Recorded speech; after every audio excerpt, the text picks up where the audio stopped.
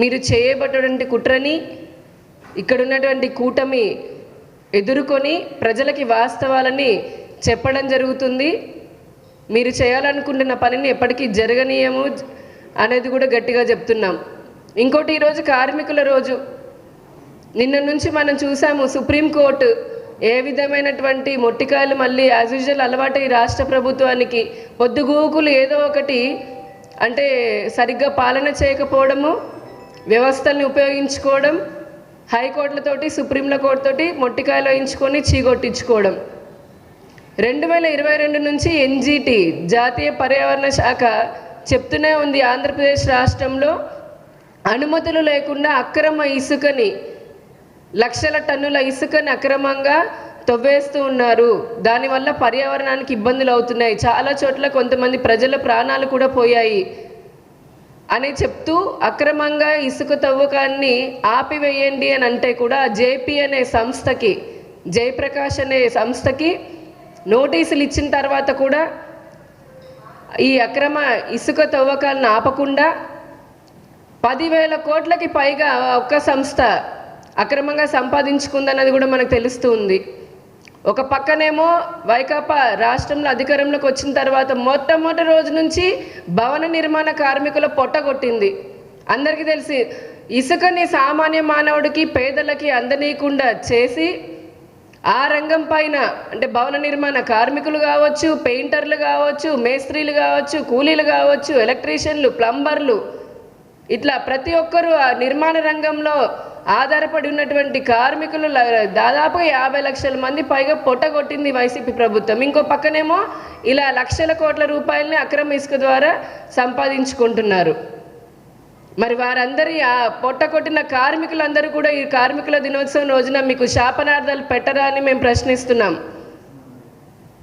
ఏ రంగంలో ఉన్నటువంటి కేవలం ఆ భవన నిర్మాణ కార్మికులే కాదు, దాదాపుగా అసంఘటిత రంగానికి సంబంధించి అందరి కార్మికులు, ఒక పక్క యువత అందరూ కూడా ఈ రోజున నిరాశలో ఉన్నారు. ఉపాధి లేక అల్లాడిపోయి పక్క రాష్ట్రాలకు వెళ్ళిపోతున్నారు. మీ వైసీపీ నాయకులు మటుకు అవినీతి చేసుకుంటూ మీ పొట్టలు పెంచుకుంటూ ఉన్నారు, మీ ఆస్తులు పెంచుకుంటూ ఉన్నారు. ప్రశ్నిస్తే గ్రామాల దగ్గర నుంచి పట్టణాల వరకు కూడా అక్రమంగా కేసులు పెడుతూ ఉన్నారు. ఒకటి గుర్తుంచుకోండి, ప్రజలు ఎప్పుడైతే తమ ఓటు ద్వారా, ఓటు అనే ఆయుధంతో బుద్ధి చెప్తారో ఆ రోజున పెద్ద పెద్ద నిరంకుశ పాలనలే మట్టిలో కలిసిపోయినాయి. దానికి ఏం అతీతులు గారు మీరు. ఇంతమంది ఈ రాష్ట్ర ప్రజల యొక్క కన్నీటికి కారణమవుతున్న మీరు తప్పకుండా ప్రజలు వేసేటటువంటి శిక్షని అనుభవించడానికి సిద్ధంగా ఉండండి. భారతీయ జనతా పార్టీ, అలాగే తెలుగుదేశం పార్టీ, జనసేన మూడు కూడా మీరు చూస్తే భారతీయ జనతా పార్టీకి సంబంధించి మేము గతంలోనే జాతీయ స్థాయిలో మా సంకల్ప పత్రాన్ని విడుదల చేయడం జరిగింది. 10 సంవత్సరాల ముందు 2014లో నరేంద్ర మోదీ గారు ప్రధానమంత్రి అయినప్పుడు మా సిద్ధాంతం ఏదైతే ఉందో అంత్యోదయాన్ని, అంటే కులం, మతం, ప్రాంతం భేదం లేకుండా దేశంలోని ప్రతి వ్యక్తికి కూడా సంక్షేమాన్ని, అభివృద్ధిని అందించాలి, అన్ని రంగాలలోనూ అభివృద్ధిని చూడాలి, దేశాన్ని అతిపెద్ద ఆర్థిక వ్యవస్థలాగా ముందుకు తీసుకొని వెళ్ళాలనుకున్న మా సంకల్పాన్ని, ఇచ్చిన ప్రతి మాటని 10 సంవత్సరాల్లో మేము నెరవేర్చాం. మంచి పాలనను అందించాం. అది మోదీ గ్యారంటీ. అందుకే ఈ రోజున దేశ ప్రజలు మోదీ గారిని విశ్వసిస్తున్నారు. ప్రజలకు ఏమి కావాలో కూడా తెలుసుకొని మరి వాటన్నిటికీ కూడా మోదీ గ్యారంటీ ఇస్తున్నాం. ఇక్కడ మీకు ప్రజలు మీ పైన పెట్టుకొని 151 సీట్లను ఇస్తే ఆ ప్రజల నమ్మకాన్ని వమ్ము చేశారు మీరు. ఇప్పుడు నిన్న తెలుగుదేశం పార్టీ, జనసేన రాష్ట్రానికి సంబంధించి జాతీయ స్థాయిలో ఉన్న దేశ ప్రజల కోరికలను తీర్చడం భారతీయ జనతా పార్టీ తీర్చే బాధ్యత తీసుకుంటుంది. రాబోయే కాలంలో మళ్ళీ భారతీయ జనతా పార్టీ ఎన్డీఏ ప్రభుత్వము ఢిల్లీలో, కేంద్రంలో కొలువు తీరుతుంది. దేశ ప్రజలందరి ఆకాంక్షల్ని మేము నెరవేర్చబోతున్నాం.